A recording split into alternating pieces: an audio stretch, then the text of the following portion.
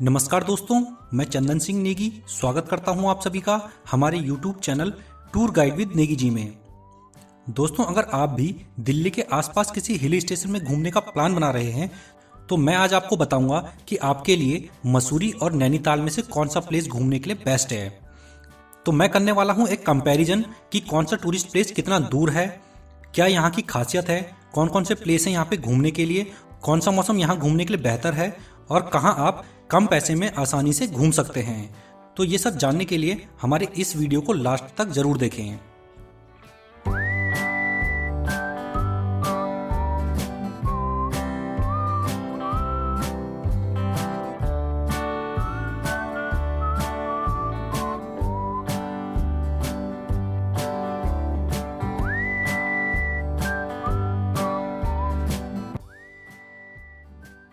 दोस्तों, मसूरी और नैनीताल दोनों ही उत्तराखंड के फेमस टूरिस्ट प्लेस हैं। यहाँ हर साल लाखों पर्यटक घूमने आते हैं। मसूरी को पहाड़ों की रानी भी कहा जाता है क्योंकि मसूरी अपने खूबसूरत पहाड़ियों के लिए प्रसिद्ध है, जबकि नैनीताल को झीलों की नगरी कहा जाता है क्योंकि नैनीताल के आसपास 7 से भी ज्यादा खूबसूरत और प्राकृतिक झीलें हैं। अब सबसे पहले बात करते हैं इन दोनों हिल स्टेशन की दिल्ली से दूरी कितनी है।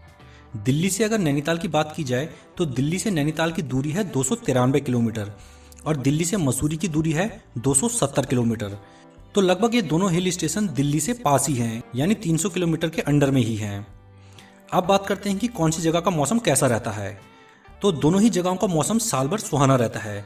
अगर आप नैनीताल में जाते हैं तो भी और मसूरी में जाते हैं तो भी, क्योंकि ये दोनों हिल स्टेशन समुद्र तल से काफ़ी ऊंचाई पर हैं, इसलिए यहाँ का मौसम साल भर सुहाना ही बना रहता है। और गर्मियों में जब छुट्टियों का समय होता है उस समय सबसे ज़्यादा पर्यटक यहाँ पर घूमने के लिए आते हैं, क्योंकि उस समय शहरों में भीषण गर्मी पड़ती है और इन जगहों पर मौसम शहर की तुलना में काफ़ी ठंडा रहता है।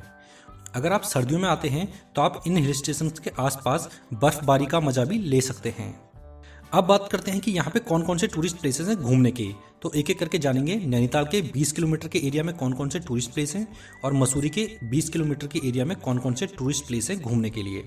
तो सबसे पहले बात करते हैं मसूरी की। मसूरी में आप घूम सकते हैं माल रोड में, इसके अलावा लाल टिब्बा में, कंपनी गार्डन में, गन हिल में, मसूरी लेक भी है यहाँ पे एक, कैंपटी फॉल में, जॉर्ज एवरेस्ट हाउस है और धनौल्टी। तो ये मसूरी के आसपास घूमने की कुछ फेमस जगहें हैं जहाँ पे सबसे ज़्यादा टूरिस्ट घूमने आते हैं। अब अगर बात की जाए नैनीताल की, तो नैनीताल के आसपास घूमने के लिए सबसे पहली चीज़ तो है नैना झील, जिसके लिए नैनीताल जाना जाता है। इसके अलावा आप घूम सकते हैं टिफन टॉप में, स्नो व्यू पॉइंट में, नैनीताल जू में, माल रोड में, नैना पीक में, भीमताल में और नौकुचिया ताल में। ये नैनीताल के आसपास घूमने के फेमस टूरिस्ट प्लेसेस हैं। अब बात करते हैं कि कौन से टूरिस्ट प्लेसेस पे आप कौन कौन सी एक्टिविटीज़ को कर पाएंगे। तो मसूरी की बात की जाए तो मसूरी से आप यहाँ से एक तो हिमालय के दर्शन कर पाएंगे।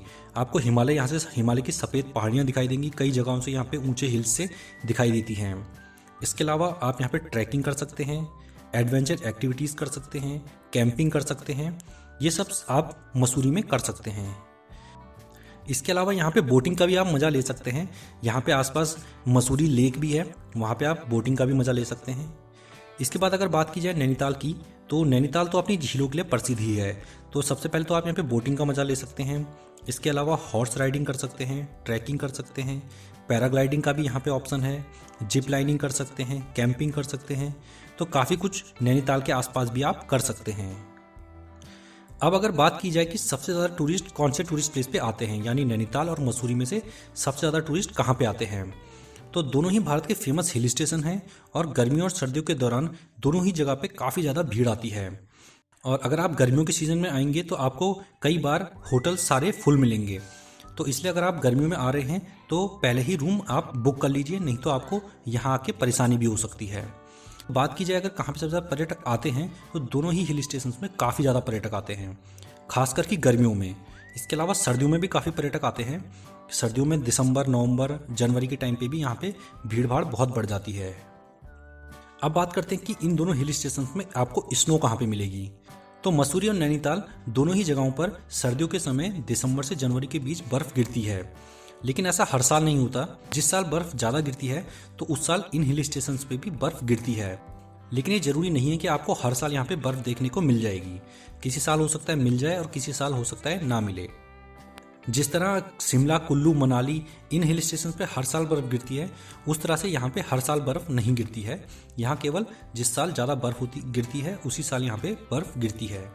अब बात करते हैं कि यहाँ पे बजट होटल कितने तक का पड़ जाता है।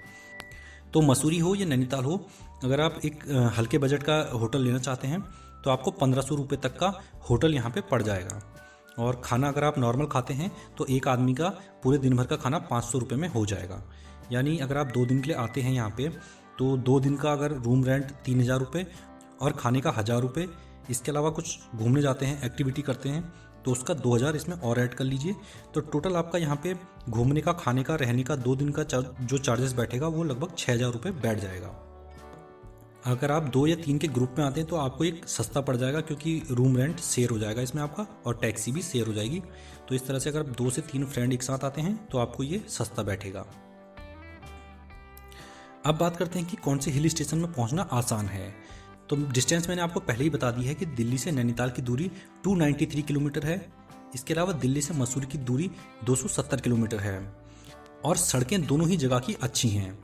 बस आप बरसात में आने से यहाँ पे बचें। बरसात में जब आएँ तो पहले रास्ते का पता करके आएँ। इसके अलावा अगर आप सर्दियों में या गर्मियों में आते हैं तो रास्ते आपको ठीक मिलेंगे, क्योंकि बरसात में लैंडस्लाइड होने का खतरा रहता है, तो इसलिए कई बार रास्ते बंद भी हो जाते हैं बरसात के समय में। इसके अलावा आप सर्दियों में और गर्मियों में कभी भी आ सकते हैं। ये तो रही बात कि इन दोनों में मतलब क्या डिफरेंस है। अब बात करते हैं कि इन दोनों में क्या समानताएं हैं। तो सबसे पहली समानता तो यह है कि ये दोनों ही हिल स्टेशन उत्तराखंड में पड़ते हैं और दोनों ही पहाड़ों पर बसे खूबसूरत टूरिस्ट प्लेसेस हैं। और ये आज से नहीं, ये अंग्रेजों के समय से ही काफ़ी फेमस टूरिस्ट प्लेस रहे हैं। इसके अलावा अगर आप हिंदी भाषी प्रदेश से आ रहे हैं तो आपको उत्तराखंड में घूमने में कोई दिक्कत नहीं होगी, क्योंकि उत्तराखंड में भी सभी लोग हिंदी बोल और समझ लेते हैं। तो आपको यहाँ पे बातचीत करने की, रहने की, खाने की कोई दिक्कत नहीं होगी। अब अगर बात की जाए कि मुझे कौन सा टूरिस्ट प्लेस सबसे ज़्यादा अच्छा लगता है, तो मुझे तो दोनों ही टूरिस्ट प्लेस अच्छे लगते हैं, क्योंकि दोनों ही टूरिस्ट प्लेस की अपनी कुछ अलग खासियतें हैं। और मुझे भी हिल स्टेशन पर घूमना काफ़ी ज़्यादा पसंद आता है। और क्योंकि मुझे झीलें ज़्यादा पसंद हैं तो इसलिए मैं कह सकता हूँ कि मुझे नैनीताल मसूरी से ज़्यादा पसंद आता है। बाकी कुछ चीज़ें आपके ऊपर डिपेंड करती हैं कि आपको किस तरह के टूरिस्ट प्लेसेस पसंद आते हैं।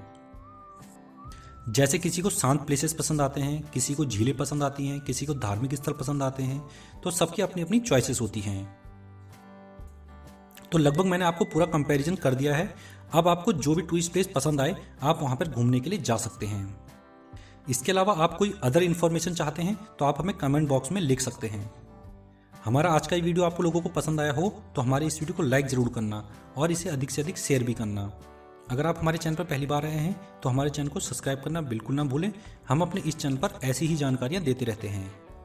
इसके बाद हम मिलेंगे अपने नेक्स्ट वीडियो में। तब तक के लिए धन्यवाद। जय हिंद।